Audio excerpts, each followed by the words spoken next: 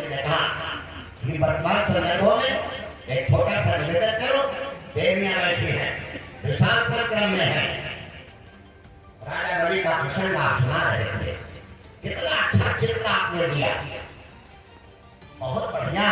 सब मान लेने के बाद जब शरीर को समर्पित किया तो प्रभु के देवी प्रमाण क्रम में कहा मैं सोचा कुछ था, वो कुछ गया।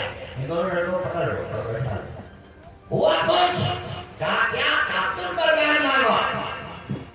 भागवत काल की पूर्ण प्रज्ञा का ग्रंथ अपने ढंग से प्रकाशित है, अन्य ग्रंथकारों ने विवर्तन क्रम संस्थापित किया है। कहा हमको ज्यादा कुछ नहीं, मैं अपने भवन में जिस दरवाजे से निकलूं वहां आपका दर्शन हो। दरवाजे एक तो थोड़ी है, बावन है। हर दरवाजे पे भगवान मुस्कुराहट के साथ बावन ने कहा ये आपने माना नहीं, हमको वॉचमैन की नौकरी दे दी, ठेकेदार की नौकरी दे दी, इधर से लेकर कभी आप सोचे भगवान हो ठाकुर जी मिले, कभी चाय नहीं मिली, माता में हाँ अब सीनियर है, काशी लोग हमारे जगह पटोहा रानी हरी 8 वर्ष के तो कोई नहीं। ये गलत पुराण है, हमारा दृष्टिकोण उधर नहीं है, हमारा दृष्टिकोण केवल एक तरफ है। काफी दिन हुए लक्ष्मी जी आई। पौराणिक मान्यताओं में रक्षाबंधन श्रावणी यही से प्रारंभ है। हमारे कम संस्थापित कृतियों में अन्य दृष्टिकोण ऐतिहासिक अलग है।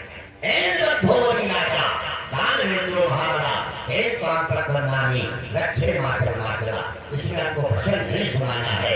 जितने देवी प्रमाण लोग बैठे हैं सबसे विनम्रता पूर्वक निवेदन कर रहा हूँ, क्या लक्ष्मी जी ने बहुत अच्छे ढंग से अगर रक्षाबंधन में आना 2025 में फिर रक्षाबंधन आएगा, आप अपने भाइयों के पास जाएंगी, राखी बांधेगी, मत कल्पना करना 5,000 रुपए, मत कल्पना करना अच्छी साड़ी, मत कल्पना करना कि बहुत ज्यादा आपको अच्छी मिठाई मिले, नहीं।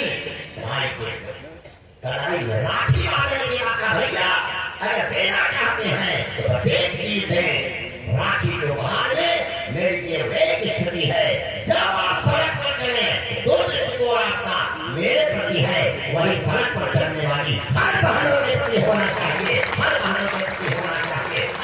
इसको आपका होना है। सामाजिक संदर्भों में बड़े जो कांड हो रहे हैं, कई कांड कम हो सकते हैं। छोटी है बेटी बेटी छोड़ो, बराबर की है, बहन को स्पर्श कर लो, बड़ी है माता बच्चे चलो कर लो, इसके अलावा नानी को ही छू सकता है, इसकी वंशाई है, 5 वर्षी है, तो आपकी के अलावा नानी को छूने का अधिकार नहीं भैया। सीना खोने माँ को माँ, बेटी को बेटी, बहू को बहू और बहन को बहन नहीं देखा है, वे आते कभी परमात्मा को नहीं देख सकती है। इसीलिए परमात्मा को देखने का एक संदर्भ है, क्रम है। बड़ी कीमती बात आचार्य जी ने समुद्र सत्य बताई तो जवाब सरकार से पूछा, द्रौपदी ने श्री कृष्ण से इतना विलम्ब कर दिए, रक्षा का स्वरूप देखो। ने कहा विलम्ब तो तुमने किया, क्या कहा हे कृष्ण द्वारका वासे, द्वारका जाकर द्वारका भी कराने में पकड़ लग गया।